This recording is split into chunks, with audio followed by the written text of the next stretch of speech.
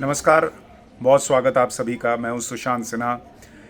एक तो पहली बात तो ये कि मैं छुट्टियों से वापस आ गया हूं और आज रात 9 बजे से पाठशाला में मुलाकात होगी। बहुत सारे लोग मुझे ढूंढ रहे थे कि मैं कहाँ चला गया, तो मैं छुट्टियों पर था, पहली बात। लेकिन आज जिस विषय पर बात होगी कि राहुल गांधी बतौर लीडर ऑफ ऑपोजिशन, नेता प्रतिपक्ष, आज उनका पहला भाषण था सदन के अंदर। और जिस तरह की बातें उन्होंने की हैं, मतलब आप अपना माथा पीट लेंगे कि किस तरह की उनसे उम्मीद थी और क्या निकल कर आया है। एक नेता प्रतिपक्ष का जो पद होता है उसकी अपनी एक गरिमा होती है, उसका अपना एक एक ओहदा होता है, उसका एक वज़न होता है।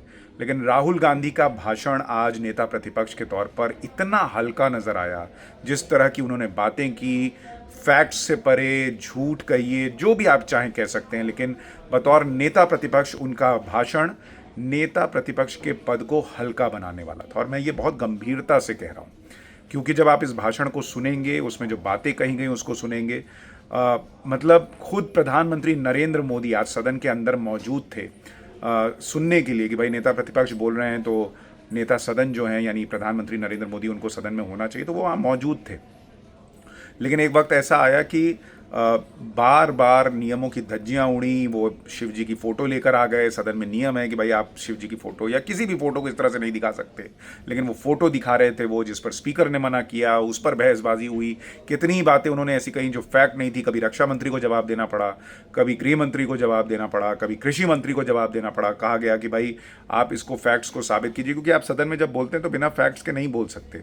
तो राहुल गांधी से कहा गया कि आप, नियम ये कहता है कि आप जो कह रहे हैं उसको फैक्चुअली साबित करें। लेकिन उसके बावजूद जो है वो बोलते रहे। स्पीकर ने उन्हें नहीं रोका, मतलब रोका एक तरह से, मतलब बोला कि भाई ऐसा मत कीजिए, लेकिन उन्होंने किया। उसके बावजूद उन्होंने आरोप लगा दिया कि मेरा माइक बंद कर दिया जाता है, मुझे दिखाया नहीं जाता है।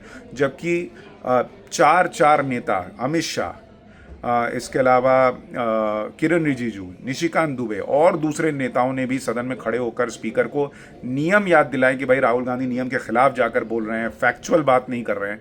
बावजूद उसके स्पीकर ने उनको नहीं रोका, लेकिन राहुल गांधी ये शिकायत करते रहे कि भाई हमारा तो माइक बंद कर दिया जाता है। तो ये जो हर इंस्टीट्यूशनल चीज़ें जो हैं जिससे उनका विरोध रहता है, उनको दिक्कत रहती है, उस तरह की बातें वो करते रहे। और जैसे उन्होंने हिंदुओं को लेकर जो बीजेपी पर आरोप लगाया कि भाई ये लोग खुद को हिंदू कहते हैं लेकिन हिंसक हैं और ये लोग जो है वो नफरत फैलाते हैं। अब उस पर खुद प्रधानमंत्री ने खड़े होकर कह दिया कि इस तरह से आप हिंदू समाज को जो है वो, आप पूरे समाज को इस तरह से हिंसक नहीं कह सकते। ये पूरे समाज को आप अपमानित कर रहे हैं। और बीजेपी ने इसको मुद्दा बनाया। सोशल मीडिया पर वो उनके क्लिप्स डाले जा रहे हैं कि भाई देखिए उन्होंने हिंदुओं को कहा।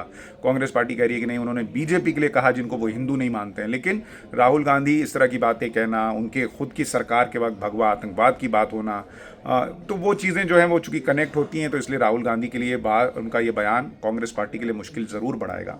लेकिन जिस तरह से एक गंभीरता होती है नेता प्रतिपक्ष के पद को लेकर, वो आज राहुल गांधी के बयान में, भाषण में मिसिंग थी। जिस तरह से उन्होंने ये भी कहा कि भाई अग्निवीर स्कीम की योजना, अब वो अग्निवीर पे कह रहे हैं कि भाई अग्निवीर शहीद हो जाता है तो शहीद का दर्जा नहीं मिलता, उसको कोई पैसा नहीं मिलता, उसको कोई सहायता राशि नहीं मिलती। जबकि मैं आपको फैक्ट दिखाता हूँ कि भाई जिस अग्निवीर की हम बात कर रहे हैं, मान लीजिए मैं आपको दिखाऊँ, ये आपके सामने मैं न्यूज़ आर्टिकल रखता हूँ, ज़रा इसको देखिए। ये पहले शहीद अग्निवीर गावते अक्षय लक्ष्मण की फैमिली को कितना मिलेगा मुआवजा? कुल 1,13,00,000 रुपए। पूरा गणित इसमें जो है वो आपको आराम से ये आर्टिकल मिल जाएगा, जिसमें पूरा गणित दिया हुआ है कि किस तरह से उनको जो है 48 लाख रुपए अंशदायी बीमा के रूप में मिलेंगे, 44 लाख रुपए की अनुग्रह राशि मिलेगी। शहीद के परिजनों को अग्निवीर द्वारा योगदान की गई सेवा निधि यानी 30% की एक राशि भी मिलेगी, जिसमें सरकार द्वारा समान योगदान और उस पर ब्याज भी शामिल होगा। परिजनों की मृत्यु की तारीख से 4 साल पूरे होने तक शेष कार्यकाल का भी पैसा मिलेगा और ये राशि 13 लाख से भी अधिक की होगी। मतलब आप करना क्या चाह रहे हो, ये सबसे है कि सेना के अंदर क्या आप फूट डालना चाह रहे हो कि जो अग्निवीर स्कीम के तहत जो लोग जा रहे हैं उनके मन में देश के प्रति नफरत पैदा हो जाए या वो कोई बगावत कर दें। और खुद सेना ने इस तरह के बयान दिए हुए हैं कि भाई ये पैसा मिलेगा। तो अग्निवीर योजना पर इस तरह का बयान देना, फिर वो घूम फिर के उनका जो नैरेटिव होता है कि जीएसटी जो है वो गलत लागू कर दी, नोटबंदी गलत। यार नोटबंदी के बाद इलेक्शन हुआ, नरेंद्र मोदी को मैंडेट मिला, तो आप नोटबंदी के राग से ही आगे नहीं निकल पा रहे हो। जीएसटी की बात वो करते हैं। मैं आपको जीएसटी पर भी कुछ आंकड़े दिखाना चाहता हूँ कि जिस जीएसटी की बात राहुल गांधी करते हैं, ज़रा आप देखेंगे कि पहले और अब की स्थिति क्या है। पहले गेहूं पर 2.5% जीएसटी लगती थी, अब नील लगती है। चावल पर 2.75% जीएसटी लगती थी, अब नील है। इसके अलावा अगर आप देखेंगे, लस्सी, बटर मिल्क, दही पे 4% की जीएसटी थी, अब नील है। रिस्ट वॉच पे 28% की जीएसटी थी, अब 18% है। सैनिटरी वेयर और प्लास्टिक पे 28% थी, अब 18% है। डोर्स और विंडोज़ पर 28% को घटा के अब जो है वो कर दिया गया है, कम कर दिया गया है। इसके अलावा अगर आप देखिए, टूथ पाउडर 17 से 12%, हेयर ऑयल, सोप, पेस्ट जो है वो पहले 27% था, अब 18% हो चुका है। डिटर्जेंट, वॉशिंग पाउडर 28% से 18%, कॉस्मेटिक परफ्यूम्स 28 से 18%। तो पूरी एक लंबी लिस्ट तो आपको समझ में आएगा कि राहुल गांधी जीएसटी के मामले में भी सिर्फ और सिर्फ भ्रम फैला रहे हैं। जो बात कह रहे हैं वो फैक्चुअल नहीं है।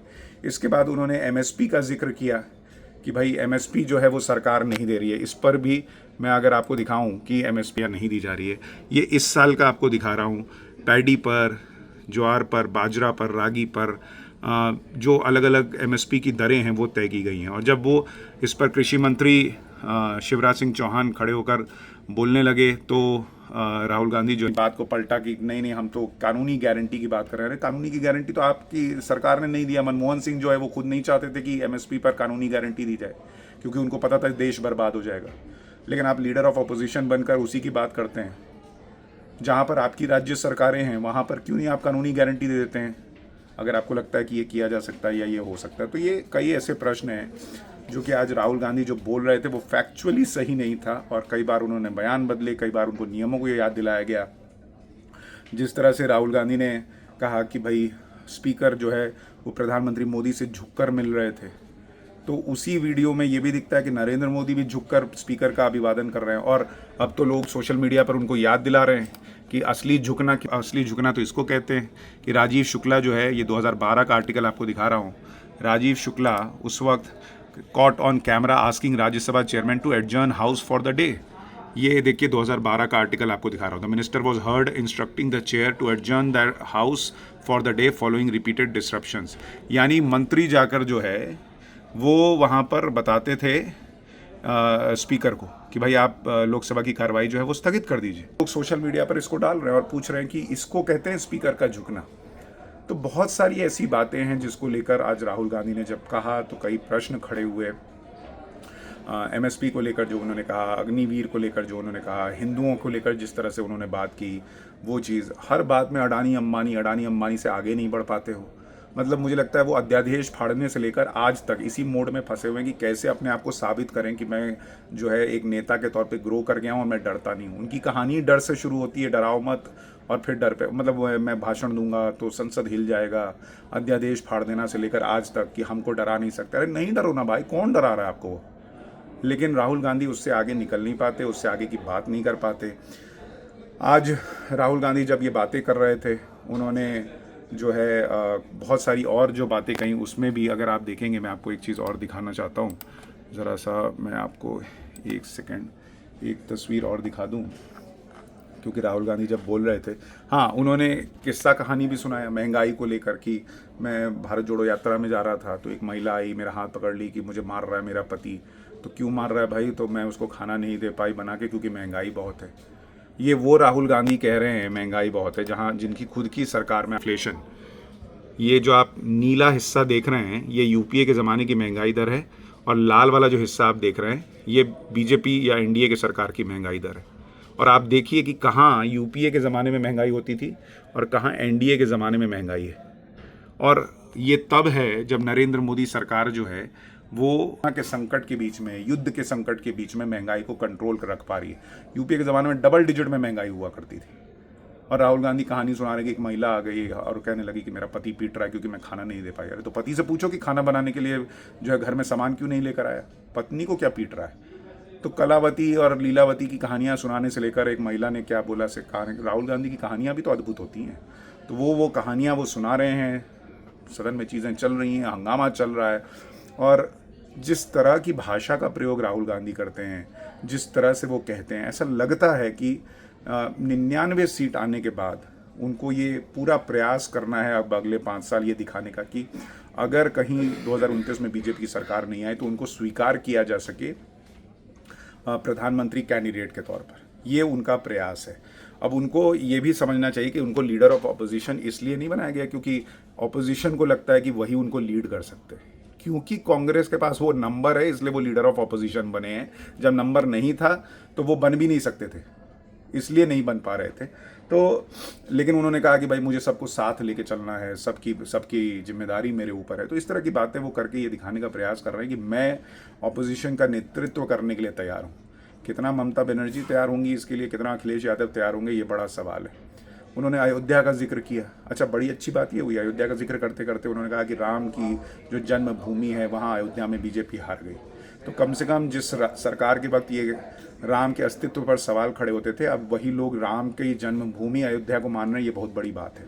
लेकिन जिस अयोध्या का वो जिक्र कर रहे हैं, उस अयोध्या विधानसभा में जो फैज़ाबाद लोकसभा है उसमें कई विधानसभाएं आती है, उसमें एक विधानसभा अयोध्या है और उस अयोध्या विधानसभा में बीजेपी को सपा से ज़्यादा वोट पड़े।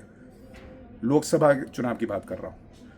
लेकिन राम मंदिर में जो है वो बातें, प्रभु राम का क्या मैसेज है वो राहुल गांधी बता रहे हैं। तो मोटे तौर पर उनका जो भाषण था वो सुनने के बाद आपको यही लगेगा कि क्या कहा जाए, माथा पीटा जाए, क्या किया जाए। पूरे सदन में हंगामा होता रहा कि राहुल गांधी नियमों की धज्जियाँ उड़ा रहे हैं, जो बातें वो कह रहे हैं वो बेसिर पैर की हैं, फैक्चुअल नहीं है। लेकिन चलता रहा मामला और मुझे लगता है कि अगले 5 साल ऐसे ही चलेगा, हंगामा चलेगा। नीट के छात्रों को लेकर वो चिंता जता रहे थे, भाई राजस्थान में इतना पेपर लीक हुआ, आपके पास तब सजेशन नहीं था, आप सरकार को कह रहे हैं कि हम सजेशन देना चाहते हैं।